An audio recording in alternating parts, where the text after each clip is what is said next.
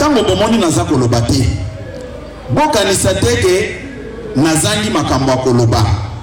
Pendant cette période nakoyebisa bino ke nasali musala ya makasi nazo continue kosala moto sikoyo. Tango bomoni bandeko ya Église catholique baki okutana na tata mokonzi ya ekolo, mais soki nayebisi bino ke Monseigneur Donatien Chole na révérend Eric Senga oya SCC avant rencontre wana esali sitokutanaki na bango baye basololi na ngai nayambaki bango dimanche na Hôtel Campo. Tango na sisi koyamba bango nake kosala nanga rapport epa mokonzi nakoyebisa bino bo. À chaque moment il faut koyeba ndenge nini ya se comporter. Ngai na changer de mode de fonctionnement na ngai. J'ai opté pour la discrétion. Puisque tango yo za kotia makambo nyonso polele na réseaux sociaux. Ko kansate ke bato nyonso baza komona na baza ko sepela.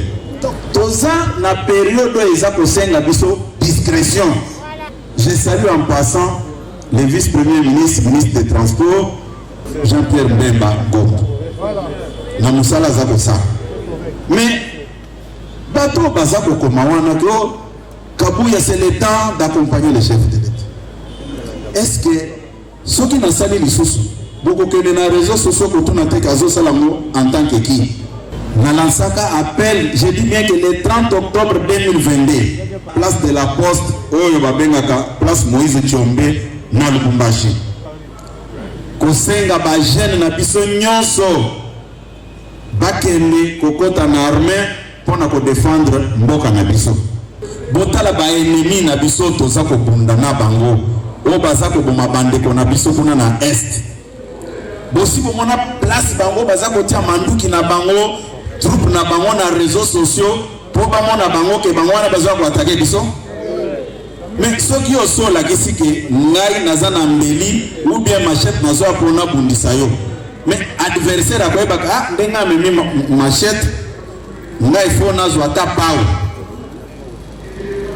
Toye bandenge nini ya communiquer pendant cette période.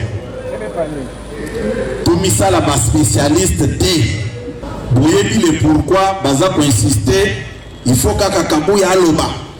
Il faut kaka Kabuya aloba. Mais nana koloba nini puisque je ne suis pas expert à la matière.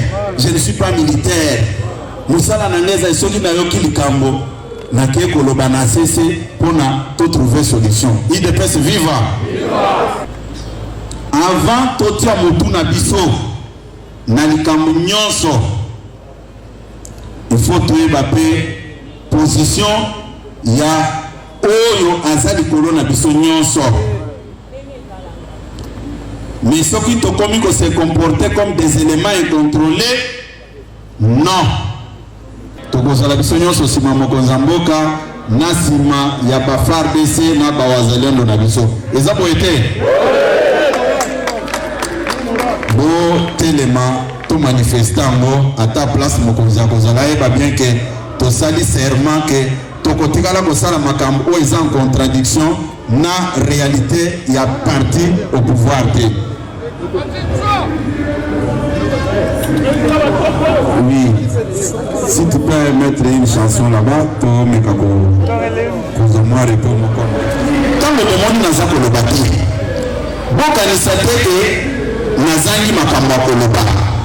Pendant cette période, nous avons salué que nous avons le salaire à Makasi, nous avons continué de faire le motocycle. Quand le monde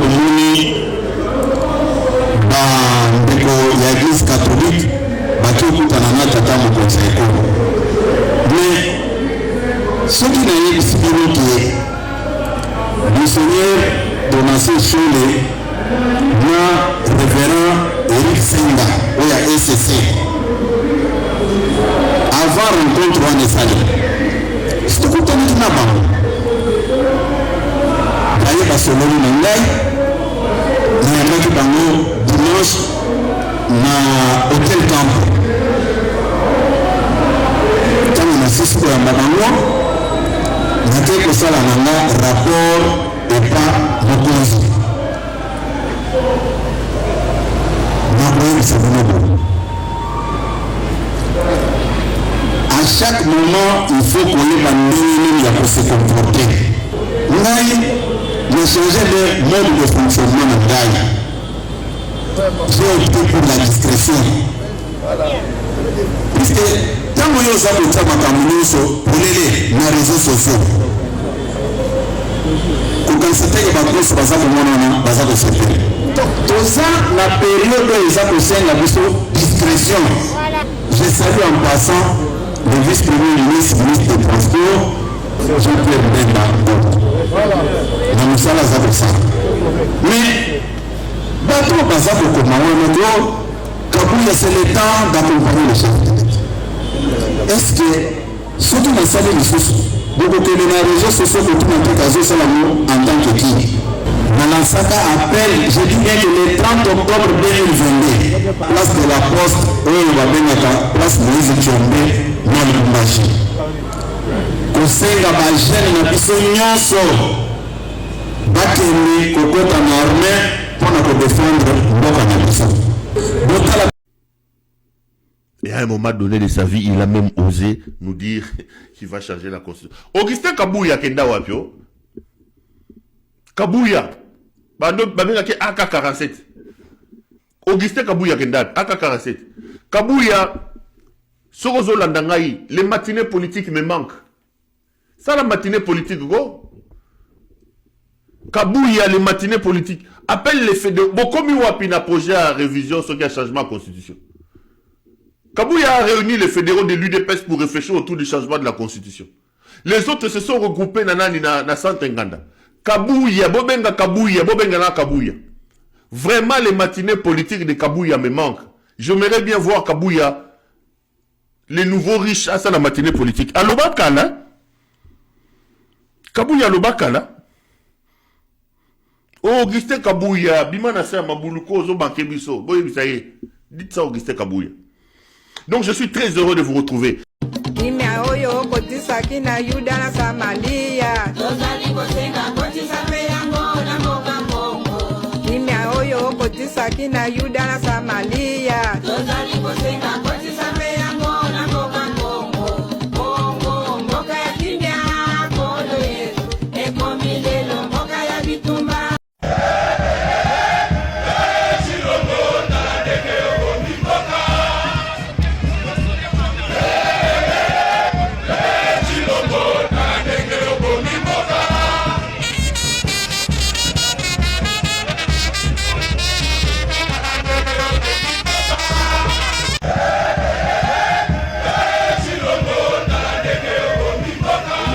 Ou discussion, moi je préfère dire discussion, je les veux.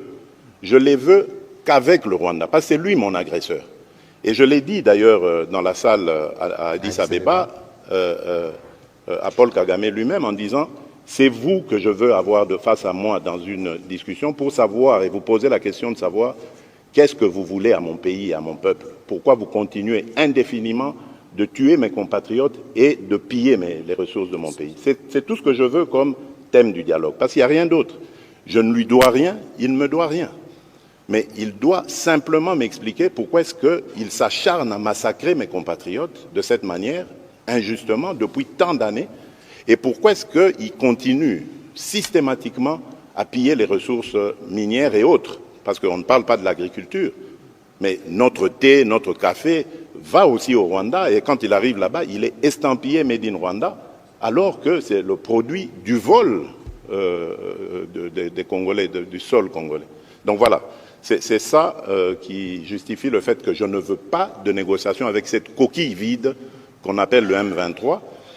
Et d'ailleurs, j'en veux pour preuve le cas de l'Angola, poser la question au président angolais, qui m'avait aussi demandé cette autorisation d'entrer en contact avec le M23 parce qu'il savait que moi je ne voulais pas discuter avec eux. Je lui ai dit, président, faites-le, mais vous me donnerez raison, vous verrez très vite que ces gens sont des pantins du Rwanda ils ne continueront pas cette discussion parce qu'ils savent que vous allez découvrir que derrière ça, ce sont des Rwandais qu'il y a. Pas beaucoup.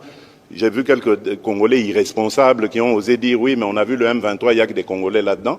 Tant pis pour eux, l'histoire les jugera un jour, mais je peux vous certifier que le M23 n'est pas congolais. Mais voilà pourquoi d'ailleurs, ils refusent d'aller en cantonnement. Parce qu'ils savent que quand ils seront cantonnés, nous allons demander l'identification de tous ces gens. Tout à fait.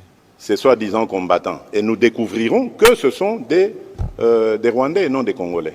On prend quelques aventuriers, on les place devant et on fait croire que c'est une revendication congolaise. Alors que nous sommes un pays démocratique, nous venons de sortir d'élections démocratiques comme il n'y en a jamais eu dans ce pays. Alors j'ai entendu ci et là, surtout de la part d'opposants, oui, mais ça fait longtemps que Bunagana est occupé, ça fait ceci. Non. Vous savez, ce qui se passe aujourd'hui en République démocratique du Congo, ce sont des douleurs d'enfantement d'un nouveau Congo. Nous ne voulons pas qu'ils partent simplement géographiquement et puis ensuite on remet nos populations pour que demain ils reprennent les mêmes aventures. Nous voulons une paix définitive. Voilà pourquoi nous parlons de montée en puissance de notre armée, comme jamais il y en a eu. Nous avons dépensé déjà des milliards de dollars pour que cette armée arrive à ce niveau aujourd'hui. Ce n'est pas terminé, on va continuer ça. Parce que la meilleure manière, la meilleure attaque, comme on dit, c'est la défense. Donc nous devons avoir une force suffisamment dissuasive pour décourager des aventuriers comme Paul Kagame, par exemple, aujourd'hui, à l'avenir, de venir jouer en République démocratique du Congo. Voilà. Donc ça, c'est le premier objectif que nous visons. C'est pour ça que c'est très important de prendre le temps qu'il faut. Donc on ne va pas libérer Bunagana pour le libérer pour qu'après on retombe dans les mêmes travers. Ensuite, il faut parler, que les populations se parlent. Il faut sortir ces démons, mais une fois pour toutes, de la division. Parce que ce sont à cause justement de ces tensions interethniques, intercommunautés, qui font que le Rwanda a trouvé prétexte pour demeurer au Congo, déstabiliser la République démocratique du Congo et continuer le pillage de nos ressources. Parce qu'en fait, c'est ça la visée. Le Rwanda aujourd'hui s'est construit grâce aux ressources. N'ayons pas honte de le dire, c'est une vérité. C'est grâce aux ressources volées à la République démocratique du Congo. Ils n'ont aucune industrie, demandez-leur. D'ailleurs, j'ai vu une fois, on posait la question au président Kagame, il a été incapable, il parlait d'une société de montage de tablettes, de choses. Enfin, c'est pas avec ça que vous développez un pays. Donc, vous comprenez que c'est le fruit du pillage de nos ressources, tant minérales que agricoles. Et raison de plus encore pour vilipender, condamner cette attitude de l'Union européenne qui a signé un MOU.